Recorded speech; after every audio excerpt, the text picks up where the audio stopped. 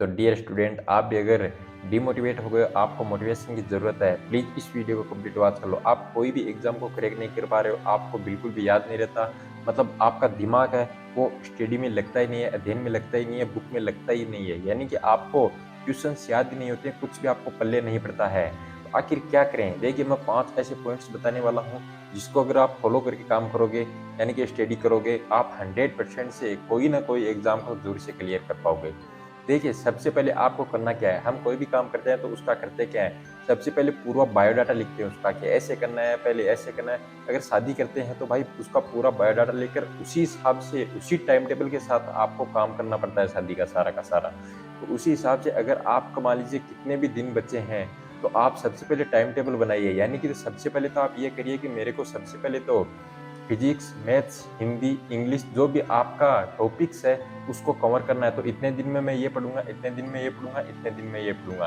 यानी कि आप दिन तय कर लीजिए। उसके बाद आप दिन का भी बनाइए टाइम टेबल कि इतनी बजे से मैं इतनी बजे तक ये पढ़ूँगा, या फिर मैं इतनी बजे उठूँगा, इतनी बजे मतलब मैं दातुन ब्रश फ्रेश होकर इतनी बजे बैठने लग जाऊँगा, मतलब पढ़ने लग जाऊँगा। उसके बाद मैं ये काम करूँगा, उसके बाद इतनी बजे नाश्ता करूँगा, इतनी बजे मेरा जो भी दोपहर का खाना होगा वो होगा, इतनी बजे मैं स्नान करूँगा, इतनी बजे मैं सोऊँगा, इतनी बजे उठूँगा, सब कुछ आप टाइम टेबल बनाकर पढ़िए। अगर टाइम टेबल बनाकर आप पढ़ोगे, 100% से आप जितना अब के टाइम पढ़ रहे हो उससे दोगुना आप पढ़ाई में निकाल पाओगे, 100% गारंटी लेता हूँ मैं।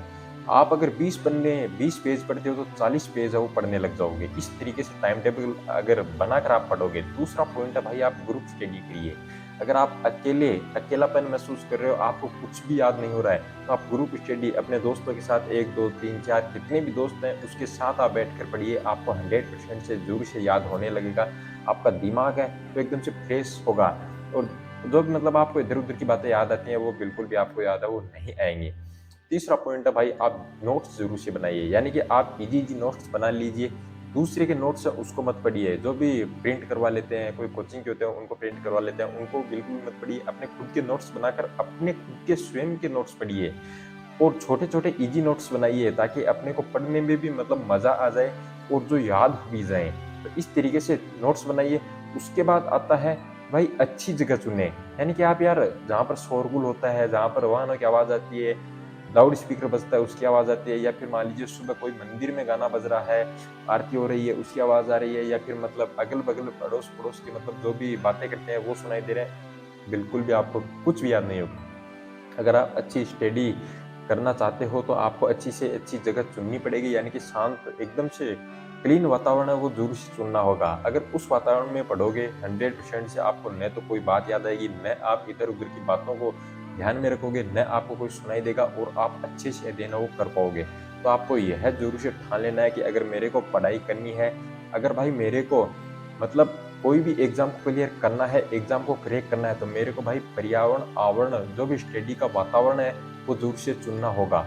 अगर वो नहीं चुनोगे, तो आप भाई कभी भी कोई भी एग्ज़ाम को मैं 100% गारंटी लेता हूँ आप क्लियर वो नहीं कर पाओगे। ठीक है? इसके बाद 5वाँ पॉइंट है कि आप पूरा का पूरा सामान, नोट्स, अपनी बुक्स, अपनी पेन, अपनी जो भी शॉर्पनर होते हैं, जो भी गणित का यानी कि मैथ्स का सामान होता है, वो प्रोजेक्ट बुक्स सारी की सारी आप चार्ट वगैरह एकदम से पास में लेकर बैठो, ताकि अपने को फिर उठना ना पड़े। भाई पेन नहीं लेकर आया, चार्ट नहीं लेकर आया, प्रोजेक्ट नहीं लेकर आया, ये फाइल नहीं लेकर आया, तो आप पूरा का पूरा सामान है तो भाई एक जगह आप जहाँ पर स्टडी कर रहे हो वहाँ पर रख के फिर स्टडी करना शुरू करो। अगर आप मतलब पूरा का पूरा सामान रख के फिर स्टडी करोगे तो अपने को कुछ ना कुछ लाना नहीं पड़ेगा, और दिमाग में ये भी नहीं आएगा कि भाई मैं कुछ लेकर नहीं आया हूँ, ये अपने को लाना पड़ेगा, उठना पड़ेगा यार, ये दिमाग में नहीं आएगा। पाँचों पॉइंट आप अगर दिल में बैठा कर भाई आप पढ़ोगे, 100% गारंटी देता हूँ यार, कोई ना कोई एग्जाम को जरूर से क्लियर कर पाओगे।